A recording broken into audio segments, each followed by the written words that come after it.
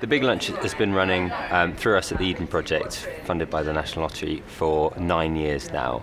It started as an idea, wouldn't it be great if everyone in the country stopped and shared food for one day with their neighbours, bringing their community together.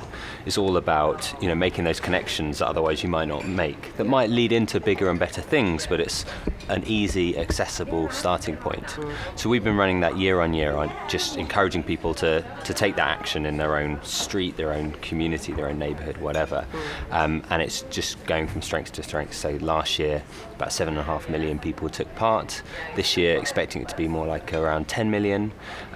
And we're trying to support people to take that and then make it bigger, make it something that's a bit more long-term, sustainable, community projects, community business. Something that gives people permission to find a thing that they're passionate about in their community and then just make it happen. And are you seeing it being taken up across all different types of communities? So this isn't just kind of leafy suburbs. Is it happening everywhere? Absolutely. The kind of the easy image to think of is a sort of picket fences, Victoria sponge, but it happens absolutely everywhere. Some research we got done externally suggested that it happens equally across areas of low deprivation and high deprivation, completely equally across however you divide it, because it doesn't require anything new. It's just you need a space, you need food, you need tables and chairs, and some communities might find them harder to come by than others, but hopefully it's something that's accessible to everybody. It doesn't have to be bells and whistles, it doesn't have to be big, it just has to be people coming together, and in theory anyone can do that, and that's the important part. Absolutely. And a great project for kind of bringing generations together as well, I would imagine, as well, where people that don't normally speak to each other. Yeah, and I think we've all seen it, older people, younger people talking together, finding out how much they've got in common, but also the really interesting differences. And the hard part can often be getting those people together. Maybe they think, oh, I've got nothing of value to that group of people, or they don't interest me at all. But as soon as you actually do, then relationships, friendships, really interesting things and really important things can come out. But sometimes you just need that excuse to make it happen, something to stimulate people actually bringing themselves to something, rather than just kind of coming to an event quite passively and not really engaging with it. And food is such a great way of doing that. Absolutely it is. And we spoke before, haven't we, about how important it's about, when you're particularly interested in kind of community isolation in communities and people feeling vulnerable and isolated. So, what a great way to bring people out to do that, to tackle that issue.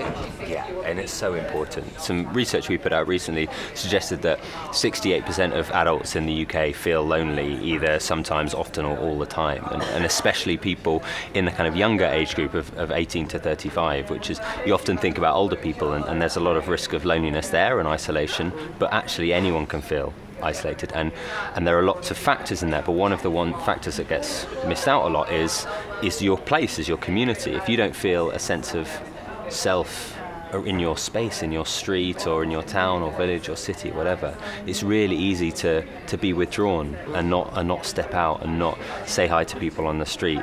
And it's quite a vicious circle. The more you do that, the more other people might expect you to not talk to them, and again, you just need something to kind of break through that. And it's not easy, it's not, the Big Lunch isn't going to solve everything straight away, but it's starting to help people reclaim their space and starting to help people feel that they don't have to be isolated in their own homes, in their own communities, that there are spaces they can go to reach out. And it's an ongoing thing. It needs people to take a bit of responsibility in their own community to be aware of that, both in themselves but also other people. Fantastic. So just give us 3 top tips for doing a successful Big Lunch.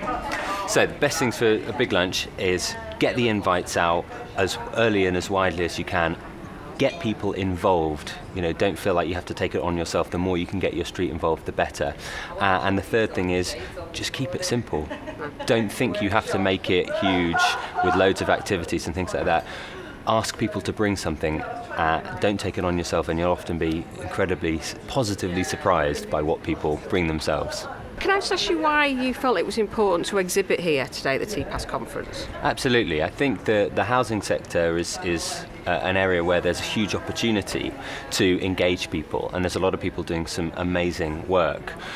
So really it's a great opportunity for us, especially with Tpas and the approach that Tpas has, to really talk to people for whom engaging tenants, engaging communities is a vital part of what they do and what they want to do, and that's something we want to help make easier.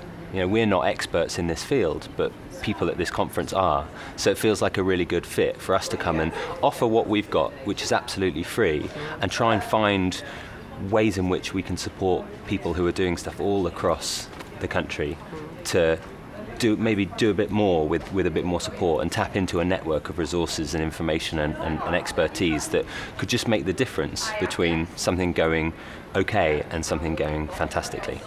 Great. We all want some more fantastic ones this year, Definitely. don't we? Thank you.